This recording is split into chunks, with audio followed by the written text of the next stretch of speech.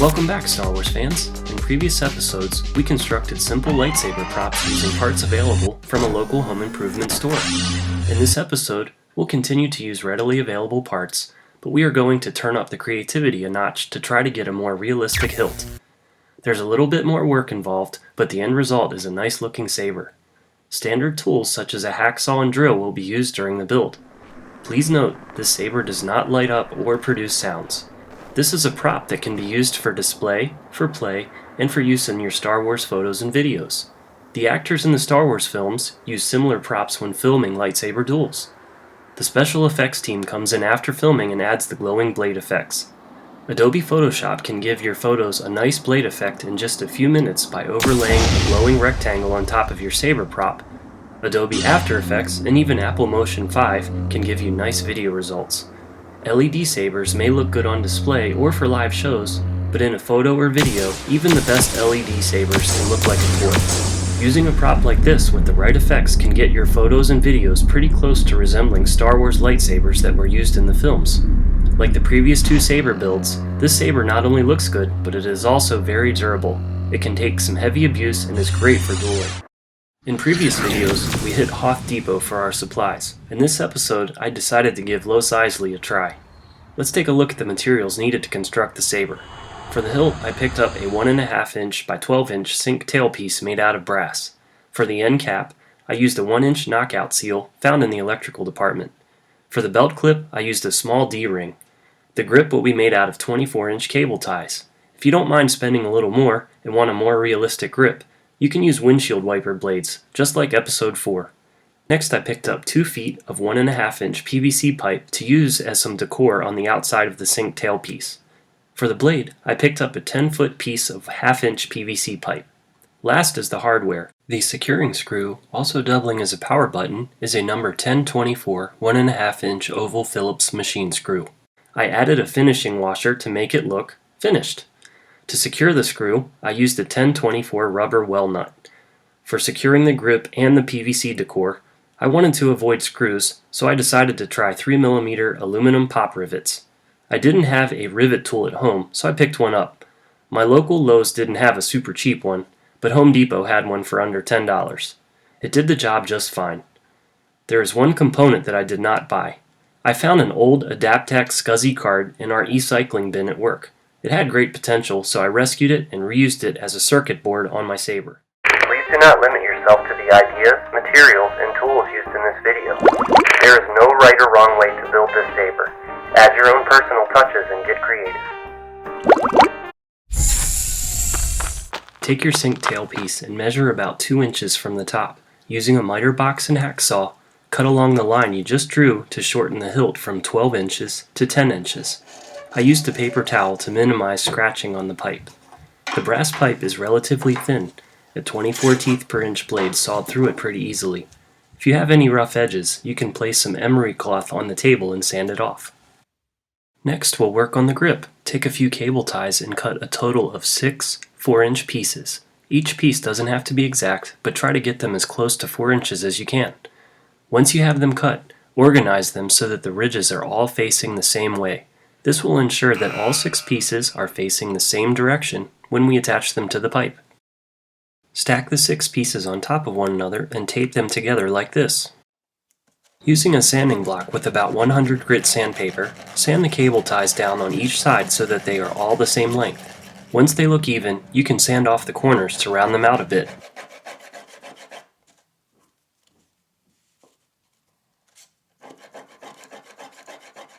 Next, print out the grip template located in the description section below. Cut it out and tape it near the bottom of the pipe. Leave about 1/4 inch of free space at the bottom. Using a Sharpie marker, number each of the lines 1 through 6 inside of the pipe. Next, number each of the cable ties 1 through 6. Match each cable tie with the corresponding number on the pipe and tape it down with cellophane tape so that you can still see all of the lines on the template. Secure the top and the bottom of the cable ties with tape. Tape the middle to prevent any slipping. Secure the pipe in the miter box or a vise. With your drill, use a small bit to drill a pilot hole at each intersecting line on the cable ties. I used a 5/64 bit. You can use any small bit you have.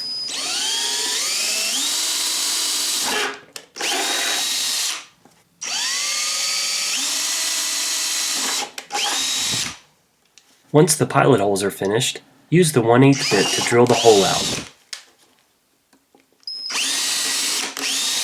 This is the diameter of the pop rivets. In the next step, we'll start seeing the hilt come to life. Pick up your riveter and 12 of the 3mm pop rivets. Match the numbered cable ties to the corresponding number on the pipe. Remember to ensure all of the grooves on the cable ties are facing the same direction. Insert one of the pop rivets through the cable tie and pipe and fasten.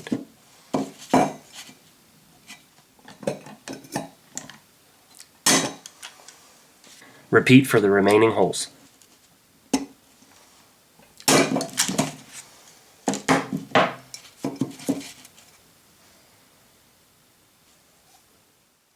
Now we can work on the middle and top sections of the hilt. Measure about 2.5 inches from one end of the 1.5 inch PVC pipe and make a straight cut. This will be the middle section of the saber.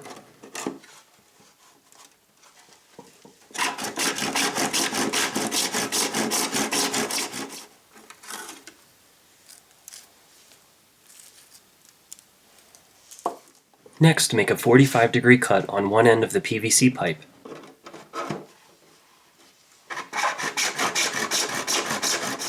After the cut, measure approximately 3 inches down from the top and then make a straight cut.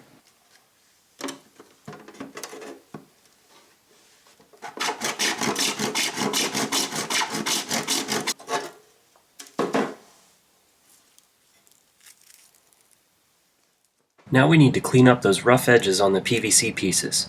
Using a sanding block and 100 grit sandpaper, grind out those sharp edges and go for a round finish.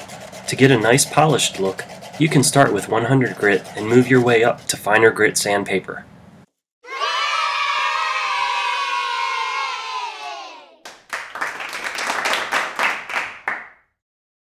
This next step is optional. I know not everyone has access to a free Adaptec SCSI card. Perhaps you can find other components around your home or office that can be used for decor. If not, feel free to skip this step. I sawed off one of the edges, cut off the connectors, and used epoxy to fasten the connectors together. After curing, I epoxied all of the components onto the middle section of the PVC pipe. Once the epoxy had cured, I mixed up some epoxy putty and shaped it to fill in the gaps. Once that dried, I sanded it down with 400 grit through 1000 grit sandpaper to get it smooth. Any small gaps, dents, or scratches can be filled in with any type of filler, such as bondo or squadron modeling putty. To prep the PVC for a nice paint job, we'll apply some gray primer. The primer will help point out any flaws in the PVC, it helps with filling in tiny scratches, and it will help our top coat adhere to the PVC. After the primer coat has dried, lightly sand with 1000 grit sandpaper to give it a nice smooth finish. Any imperfections can be filled and sanded again. Before applying our final color coat, we'll fit the PVC components on top of the sink tailpiece pipe to prep for drilling. I printed out another grip template and left a small gap between the two edges. Using a crayon, I colored in a small straight line to use as a reference when trying to get our drilling targets lined up. Slide the middle PVC part on the pipe and mark the tailpiece pipe at the PVC edges.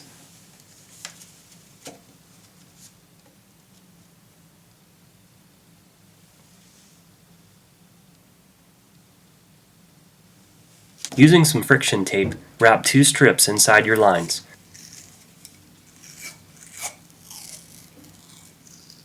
The friction tape should allow the PVC to slide over, but should be relatively snug. Repeat this step for the top PVC component, only using 1 strip of friction tape instead of 2.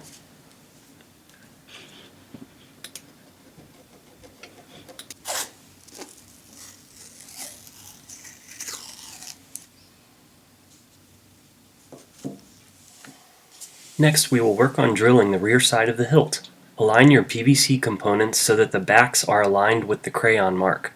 Mark a drill hole target for your securing screw. This will be where the well nut will be placed. Place a clear piece of tape on top of the target to try to reduce drill bit slippage. Start with a small drill bit to make a pilot hole. I used a 5/64 bit and slowly worked my way up to about a 3/8 bit. Be patient, gradually increase the size of the hole with small increases in bit size. After you have a 3/8 of an inch hole in the rear, drill straight through the other side of the front of the pipe with a 5/32 size bit. The number 1024 1.5 inch screw should be able to pass through the front, and the 1024 well nut should be able to pass through the rear.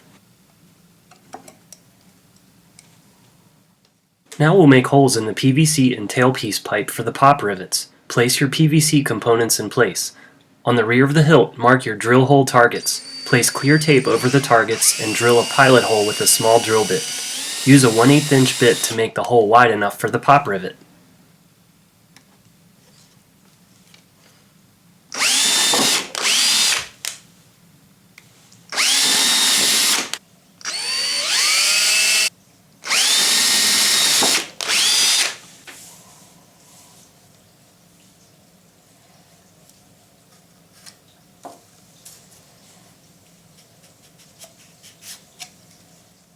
Now that you've primed, drilled, and prepped the surface of the PVC, apply the spray paint color of your choice.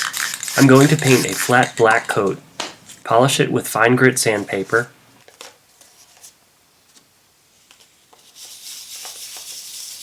Apply a clear gloss coat.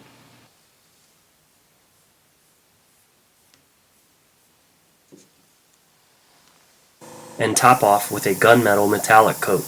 You can choose any color you wish.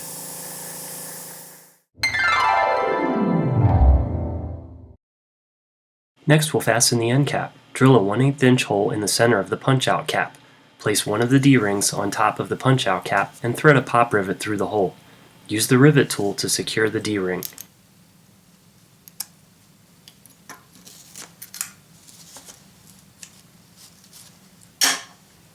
Using a pair of needle nose pliers, gently bend the tabs on the punch-out cap so that they are sticking out a bit.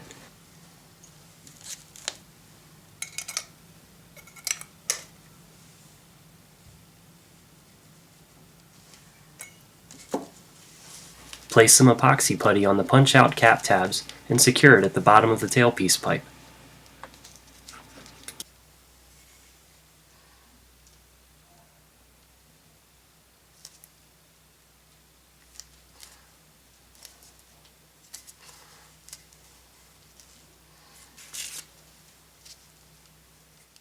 Cut the 1/2 inch PVC blade to a length you are comfortable with.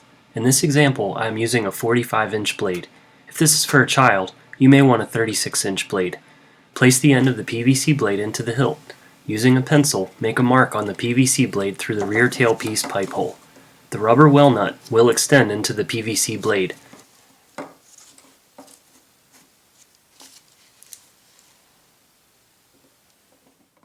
Drill a small pilot hole at your target mark. Use progressively larger drill bits until you have a 3/8 inch drill hole. Drill through the other side of the PVC blade with a 5/32 bit. The 1024 screw will pass through this side.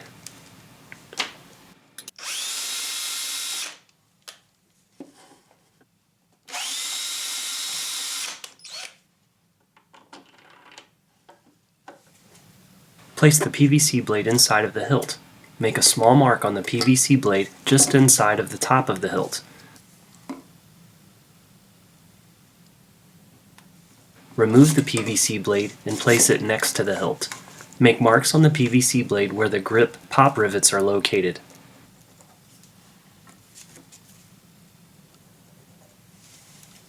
Wrap some friction tape around the PVC blade where the grip marks are located. I wrapped the tape about 6 times. This gave the bottom of the blade a secure fit in the hilt so that it does not wobble around.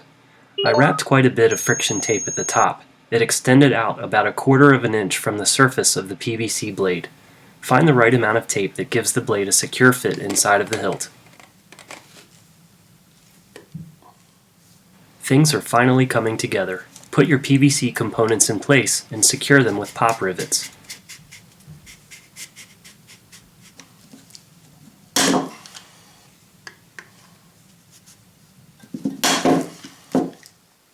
Place the PVC blade inside the hilt and secure it with the 1024 screw, a finishing washer, and the rubber well nut.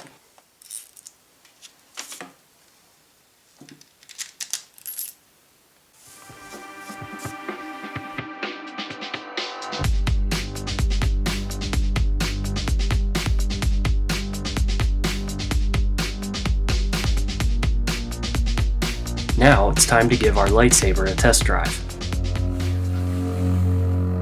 Everyone ready? Yay! Oh! 2 in a row! 3! 4! Oh! 5! 6! Let's go for lucky 7. 7! Don't burn yourself on the lightsaber. Yay! What about the last one? I'm done. Oh, the big one? Yeah, the big one.